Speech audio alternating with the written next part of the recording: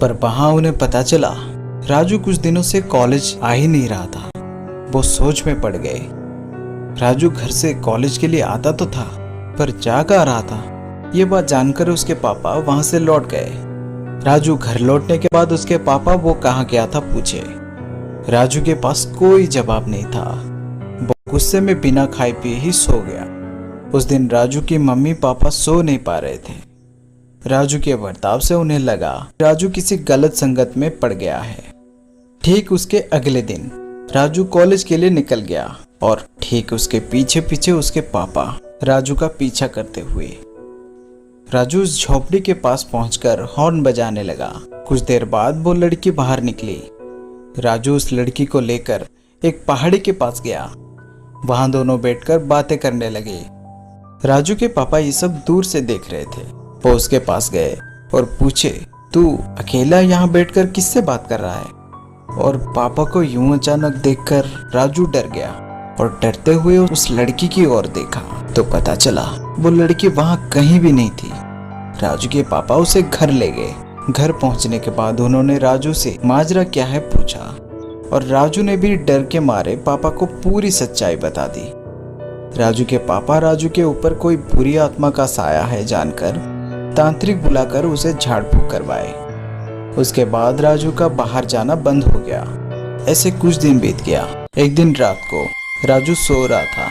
अचानक से उसकी नींद टूट गई। तभी उसने देखा वो लड़की उसके पास बैठी थी। इतनी रात को उस लड़की को अपने कमरे में देखकर राजू चौंक गया।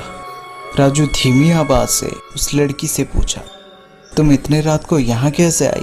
लड़की ने कहा, क्या तुम सच में मुझे भूल गए? राजू रोते हुए आवाज में कहा, नहीं, मैं तुम्हें नहीं भूला हूँ। लड़की ने राजू का हाथ पकड़ा और उसके साथ जाने के लिए कहा। राजू भी बिना सोचे उसके साथ चला गया। राजू को घर से जाते हुए उसके पापा देख लिए।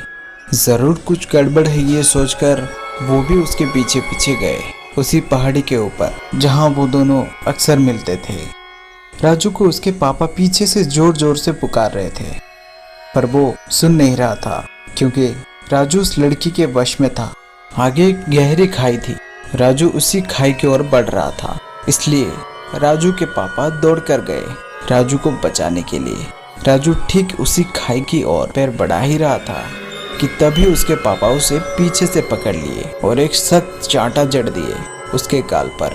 पापा को सामने देखकर राजू चौंक गया। उसके बाद राजू के पापा राजू को घर ले आए और उससे ठीक अगले दिन वो राजू को उस लड़की के घर ले गए जहां पर वो लड़की रहती थी। सच्चाई ये थी, उस घर में 8 सालों से कोई नहीं रहता था। दरअसल वो एक खंडर था। ये सब देखकर राजू समझ गया कि वो जिस लड़की से प्यार करता था वो कोई साधारण लड़की नहीं, वो किसी की आत्मा थी।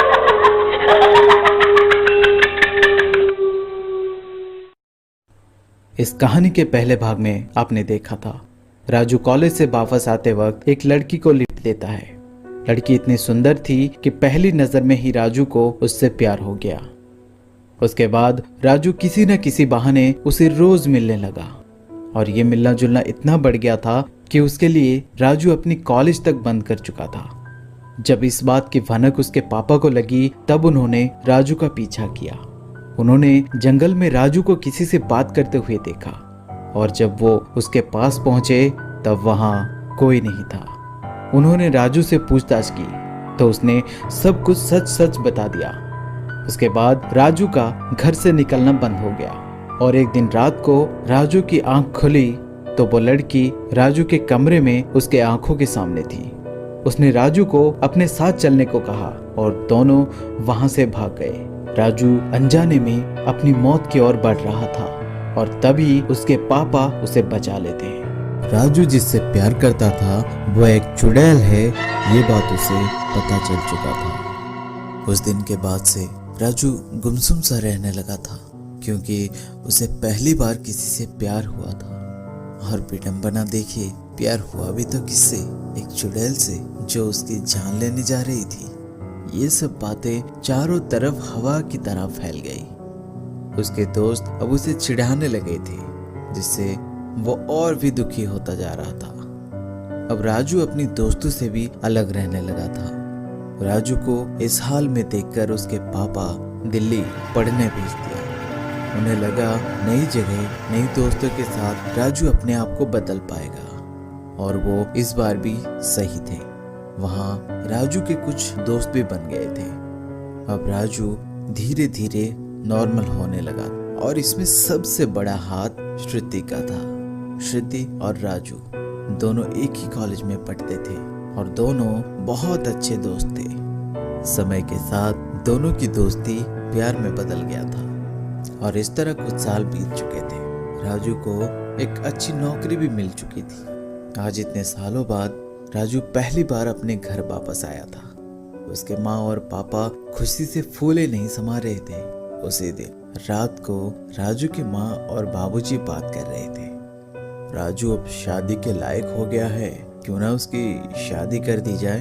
कल सुबह हम इस बारे में उससे बात करेंगे। अगले दिन उसकी माँ राजू से उसकी शादी की बात करती है। माँ, वो मैं शहर में एक लड़की से प्यार करता हूँ। अगर आप दोनों की इजाजत हो तो मैं श्रुति के घर वाले भी इस रिश्ते के लिए मान गए, और उन दोनों की शादी बड़ी धूमधाम से